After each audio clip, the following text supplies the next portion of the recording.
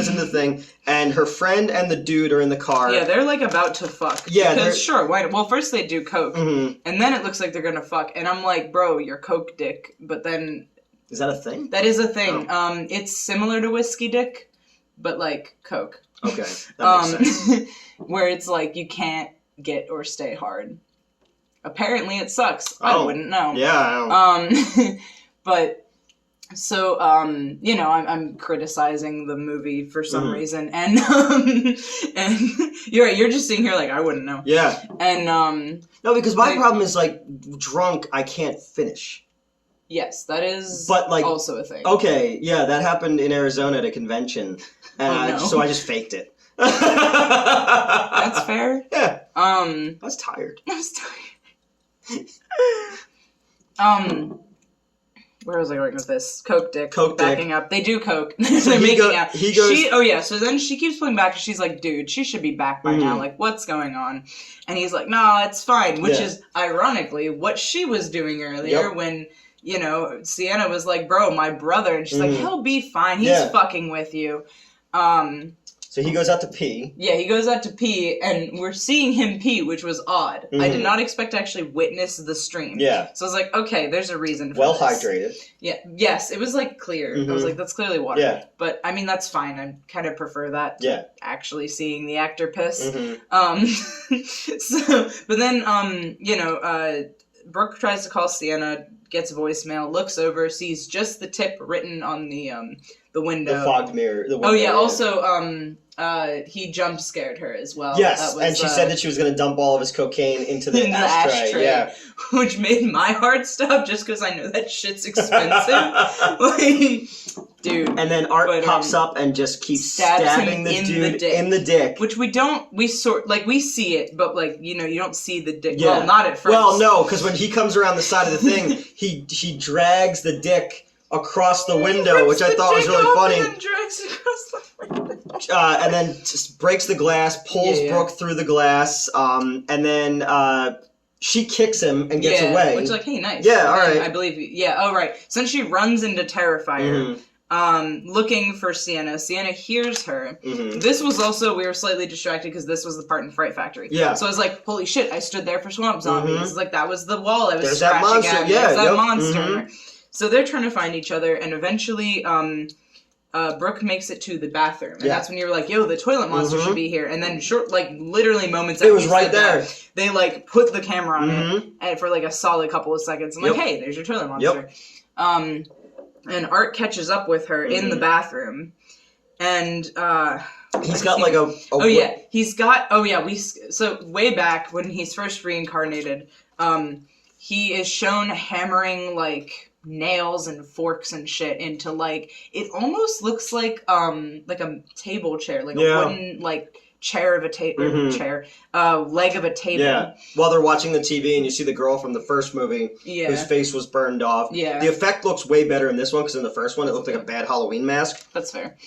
But so, which we kind of skipped her entirely because there's just so much. Yeah. But long story short, the movie's 2 hours and 30 minutes long. She rips off somebody's face. It's a thing. But so, Art catches up to Brooke, and he has this. I'm holding the Twizzler like it's the fucking. It's very scary. He has this chair leg with all these various sharp metal bits sticking out. And she's got a piece of wood. And she finds a piece of wood on the sink and grabs it. And but behind his back, we see behind his back he's holding a jar of the acid that we saw. And earlier. He throws it in her fucking face. Yes. Burns her face off. Yep. Then does not stop there. No. Then he just starts stabbing her in the chest, and then pulls. I was saying beating her in the chest because he's holding. He doesn't have a knife. He's got the the chair leg. So I think he hits her across the face once or twice. But then he's beating her chest in, like it's visibly caving in. Yeah. And then I'm sitting there and I'm like mumbling to myself and muttering. I don't know. You probably hear me though. And I was like, okay, rip her chest open. I was super embarrassed. I was like, rip her chest open. And he does. He reaches in there. Well, first he's like rummaging around for a second. He pulls out a piece of metal that had gotten knocked off, which is fucking hysterical. And then he rips her chest open. I'm like, yeah, there we go. And he reaches in. I'm like, all right, he's grabbing some organs. Yeah. He's not going to grab the heart. That would be too much like what I would want to see. And then he pulls out the heart and it's still beating. He fucking bites it. Yeah. No, it's fine. I got really excited. That was like stuff like that because you were like, "Oh, the chest looks fake." I was like, "Yeah, but it has." mean, not even like I was like, "Oh, that looks." No, I know, fake. But I mean, it has this great '80s Tom Savini, you know, because it's like it's a weird thing. It's not. Art is a fun character, but the kills are very mean-spirited.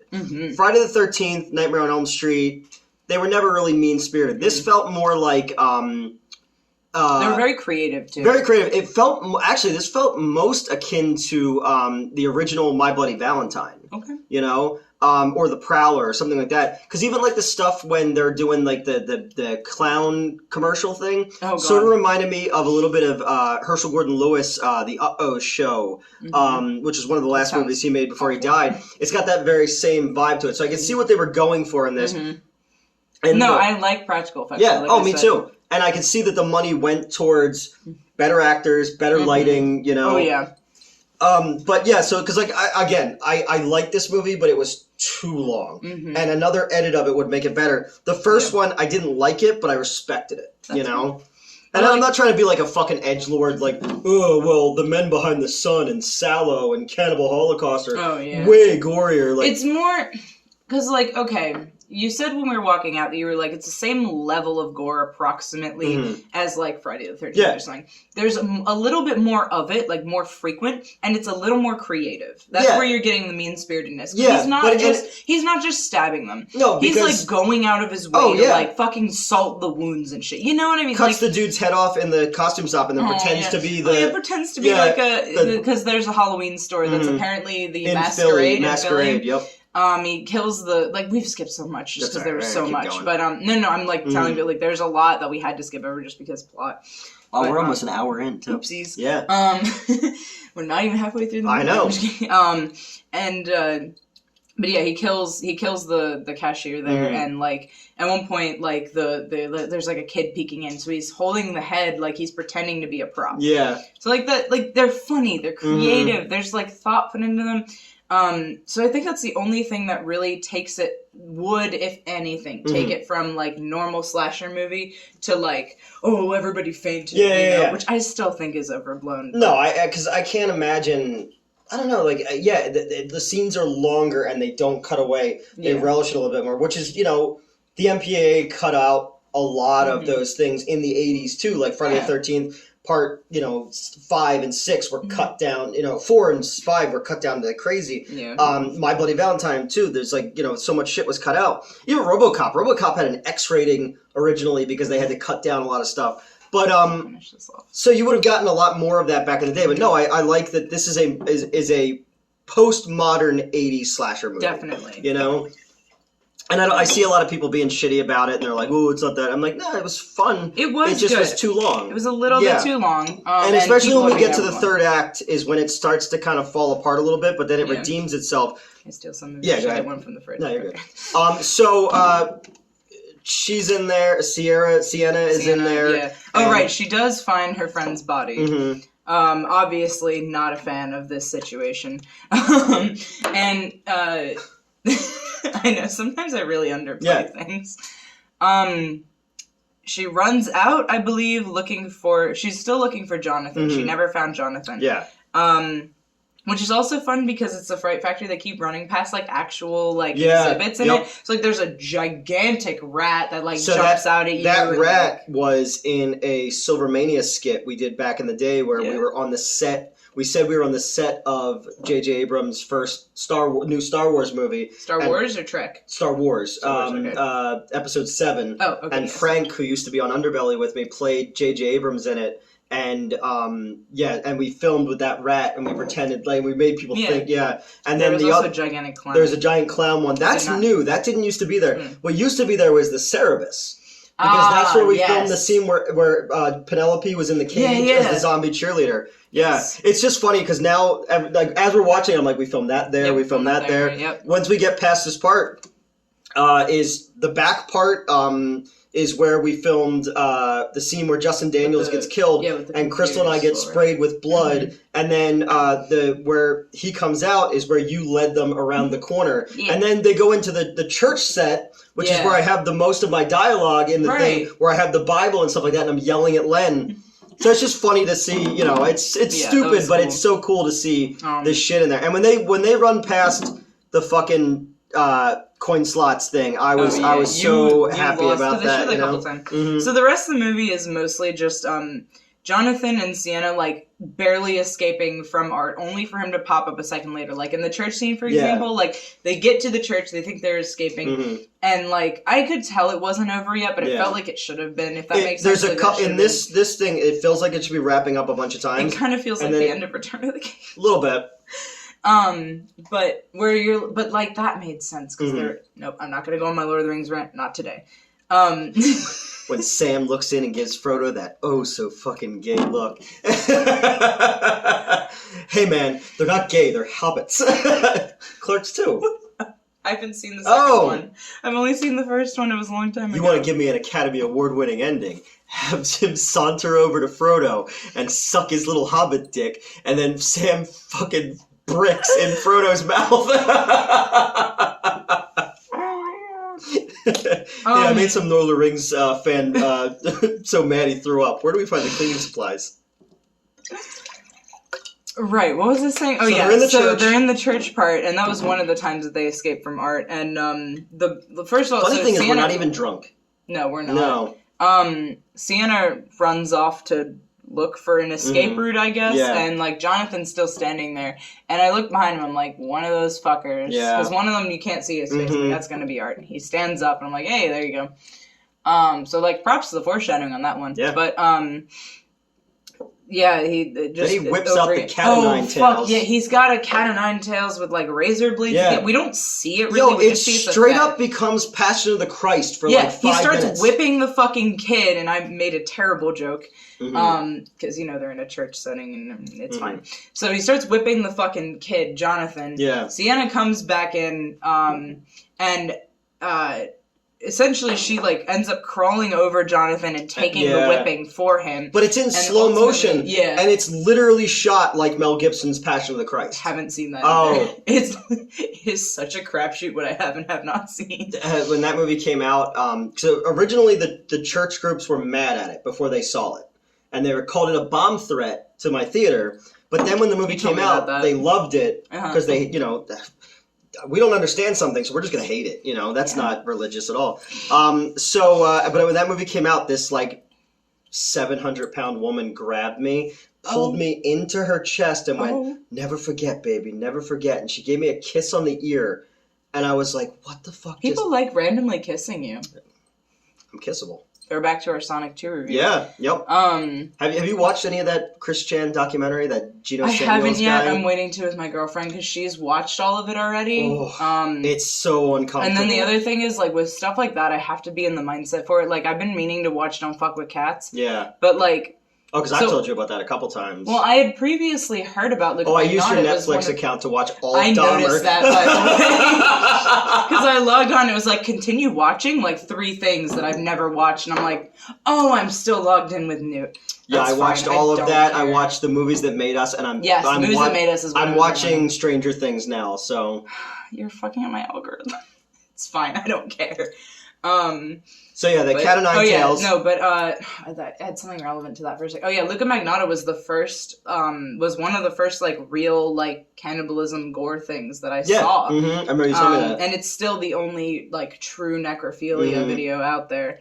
Apparently, there are a lot of like fake ones that get put around. But so like I thought that we still have to watch Necromantic, the German movie. Yeah. But I thought that was all that there was to him. And then I found out he tortured cats and puppies and shit. And I'm like, bro, I don't want to watch this anymore. It's fucked up. And then, like, it gets to the point where, like, he's on to the people who are, like, investigating it. Like, the Facebook group. And then it turned out to be all fucking, everything was set up around the movie Basic Instinct. It's fucking crazy.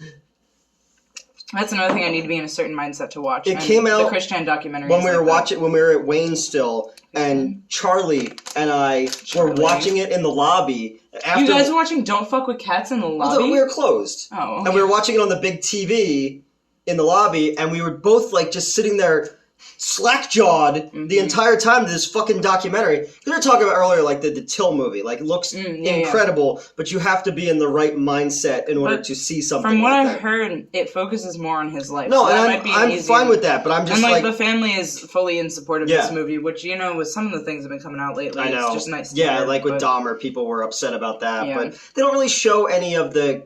They don't show the killings. That's good. Yeah. But yeah, so Cat o' Nine Tails... right. So then she ends up taking the Cat o' Nine Tails from him and whipping his bitch ass, and like shoving him against. And that's cool because you see her. She's still dressed as a Valkyrie, whipping the shit out of him. It's so good, so good. And you're like, okay, well that can't be it. You're not gonna kill this supernatural being with a cat o' nine tail like razor blades, right? She jams like a. She rips out one of the She's near like a graveyard. Because they're still in the church area, so there's like all the memento mori and shit in the fucking graveyard fence. She like rips a post down and stabs him in the head. Yeah, and I'm like, that feels like the end, but I also know it's not. But she thinks it is. She pulls it back out, which hey, good technique. Yep. Flops against the wall like, oh, finally, and then he grabs her. So like there are just several scenes where she almost kills him. Eventually, though... But then he kills her. So he brought her sword, which I keep holding the Twizzlers like the weapons, which is hysterical. Look out, clown! He brought her sword and, like, slashes at her and then stabs her in the stomach and shoves her into a whiskey portal kind of thing. Yeah, he, like, shoves her into, like, a portal. And then she ends up in, like, one of those water tanks where, like, she's tied to the bottom, like, by her feet. This feels like a trope, but I can't name any other... Oh, it's The Prestige. I don't know. It's, Wolverine and Batman are in it. And Michael Caine from Jaws 5. And Piper Perabo from... That's a name. Yeah. And Black Widow. Okay. And his wife dies in that water thing. Because that's also Houdini would escape from those. That's what I'm thinking of. Yes, Houdini.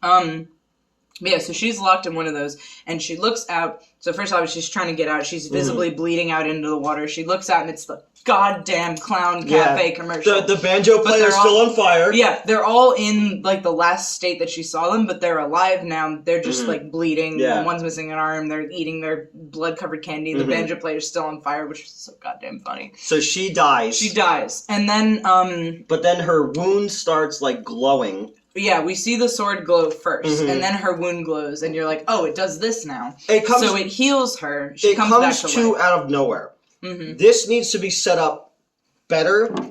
Moving things together could have made this a lot better. Because this third act, once she's in the water tank, and then you cut back to Jonathan. And he's just flopped there.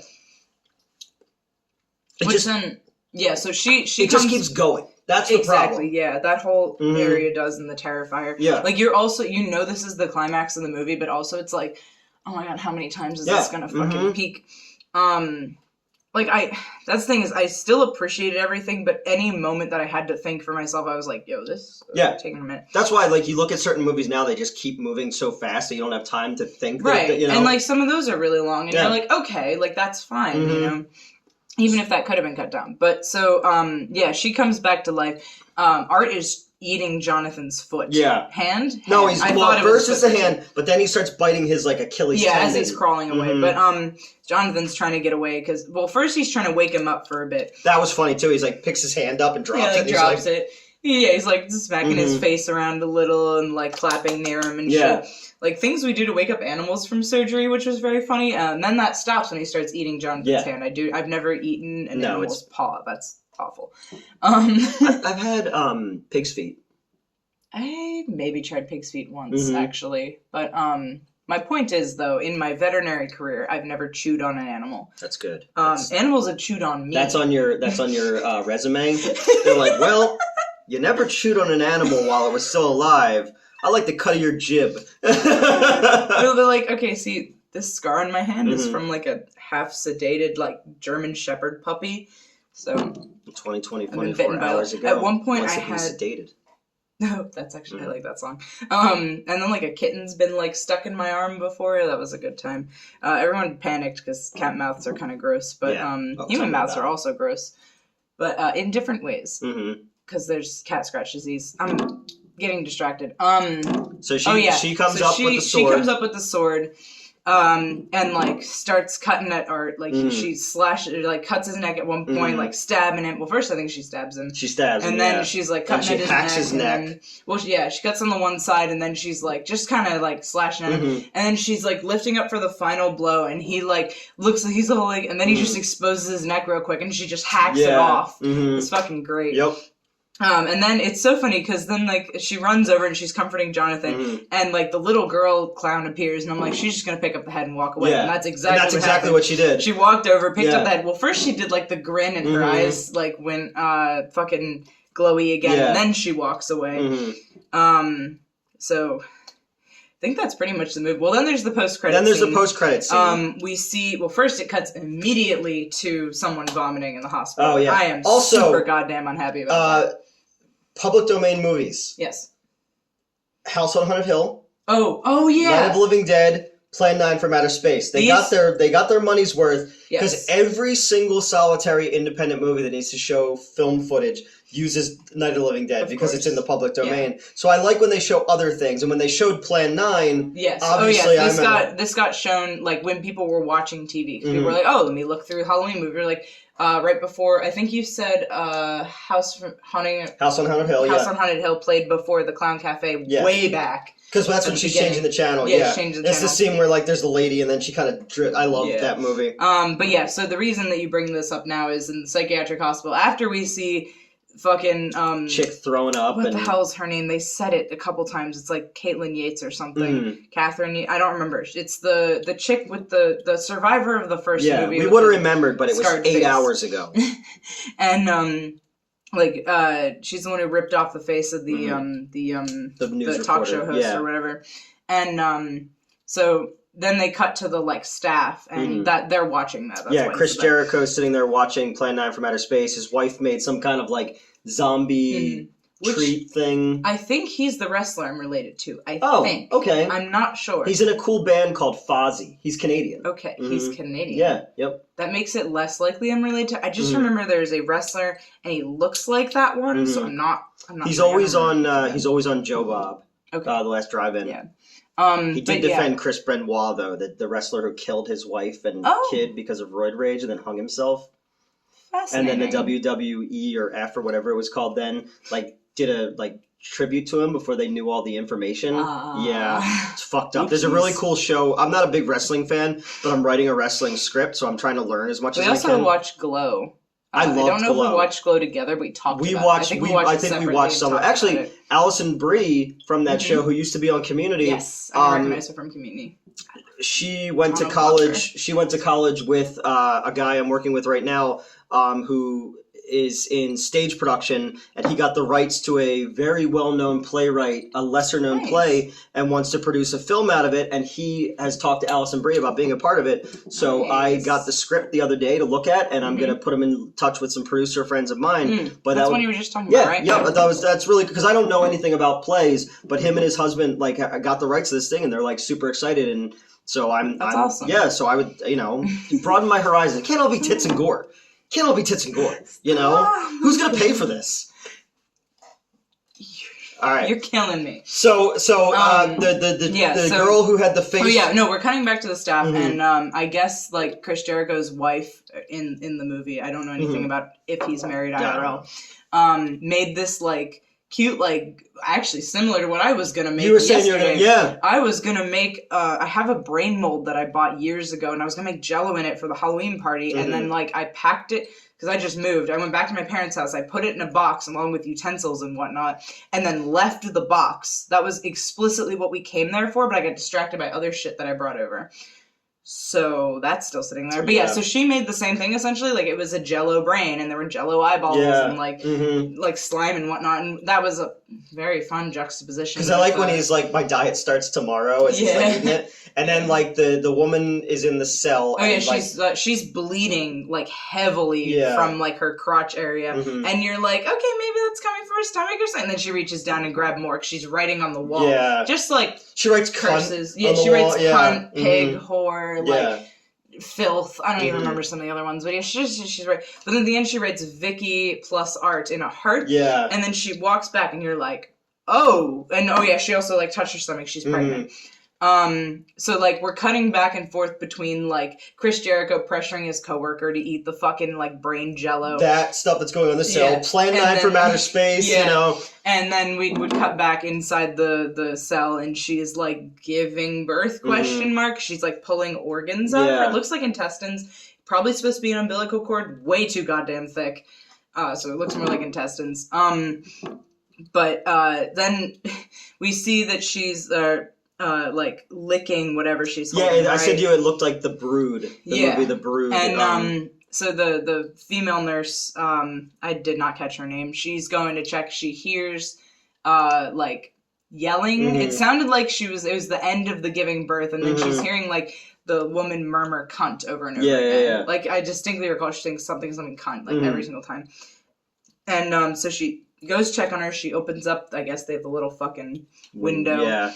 And she sees the lady cradling. You ever see Spaceballs? Yes. When they're looking at the thing and you hear that she's singing, "Nobody knows the trouble." Yeah, that's the first thing that popped into my head. Amazing. So she sees that she's cradling something. Her hair's kind of in the way, and she's you can't licking see it. Like that's what reminded me of The Brood. Yeah. Yeah, and then she like fumbles for keys. She comes in because there's also visibly blood all over the floor. And the lady looks up, and it's fucking Art's head, and it like smiles, and the nurse screams. Credits. Yep, credits. So and that's Terrifier 2. Yep. And this review is almost as long as the movie. It's like half as long. Yeah. That's right. I'm half a man. What do you even mean by that? Is that a short joke? Yeah. Did you eat the other garlic knot? I did eat it. Okay, good. Yeah. It's for you. Right. So, so that's Terrifier 2. We've explained the entire movie to you. It's long. It's super long. The gore was fantastic. Great gore. I will happily rewatch. I really liked Art, and it's making a shit ton of money, so I assume that like that dude is going to start getting like real Hollywood offers, and I wouldn't be surprised if they make a couple more sequels out of this. Because like you were saying, they put a lot of the money towards the acting. Yeah. The acting was fucking stellar. Yeah, it was great. It didn't feel like, you watch an independent horror movie, and and again, my biggest takeaway from the fucking movie is just so excited to see my friends work in the movie and to see the places where we filmed. And that's what I was telling you was, so inside baseball, one of the people who worked in the Terrifier thing, he knew that I had done Swamp Zombies there, and he asked me how to get in touch with them, so I helped him. And then someone else came in, and they're in the movie and took over there, so I never got to... I got the ball rolling, like with most things, and then someone else takes credit for it or blames me for it. And so that's I'm tangentially connected to Terrifier 2, which is playing in movie theaters around the country, and and I liked this more than Halloween Ends. Yeah. So this is our what is I did Monday was Dracula and Gay Racula. Wednesday is Texas Chainsaw Massacre. This is the fourth video. I'm a little sad that I'm not in the Texas Chainsaw Massacre video because that unlocked like 3 different fetishes. You were working. I was working. Greatest independent film of all time. I gush over it in the movie. I'm very excited in it. But you're in next week's Creep 2 review. Oh God, yeah. That's a fun one. That's a very fun one because you're gone. Oh, I'm wasted. Drunk and I say some things that I probably shouldn't say. I wasn't sure if you were going to cut it or not. Nope, I'm leaving it all in. So that's more reason for you to tune in. Please do. Yeah, so that's it. We're in November. Oh, I keep forgetting. That's bullshit. Thankfully, I don't have a nut allergy, so I can nut in November, so it's fine. Yeah. No, not November. I was just rambling about how, like, that started as a good thing, because it was originally, I don't remember what the original acronym was, but it was just no jerking off. And that was supposed to be, like, to kind of, like, cut your reliance on porn, just make you get out and do things more. But now that it's no nut and you can't come at all, like, people with girlfriends or, like, just people in relationships or hooking up with people, like, you can't fuck them. That's kind of the opposite message of what the original intention of No Nut November was. Because wasn't it always like no shave? Well, there's no shave November, yeah, but then I don't remember when the nut thing came up. it was, like I said, there was a different acronym, but it was original, which I always read as 9 Inch Nails, which is really goddamn funny. But nobody wants to fuck me anyway, so I don't have to worry about it. And I can just fucking lie. Oh yeah, no, I don't watch porn. Right, but like, it was supposed to be a challenge to like improve yourself as a person. Because it was like, wasn't that a Seinfeld episode? Yeah. No Shave November was for cancer, if I remember correctly. Okay. It was like a cancer-related thing. I forget what exactly, but yeah. Originally, it was just like, hey, get out, fucking touch grass, you know, stop watching porn for a month. I just start rubbing my crotch on grass because I got confused, and I'm not allowed back at the park. But you know, but now it's like the opposite because you did, you know, some people did go out, they met people, yeah, they have like relationships now. And now you want them to stop fucking? No, this is backwards. This is not what the original intention was. This isn't what the founding fathers wanted in the Constitution. The right to bear arms and the right to crank it like it's going out of style in the day after Halloween. Oh my god. Beat my dick like it owes me money. I don't care. All right, goodbye. Okay, bye.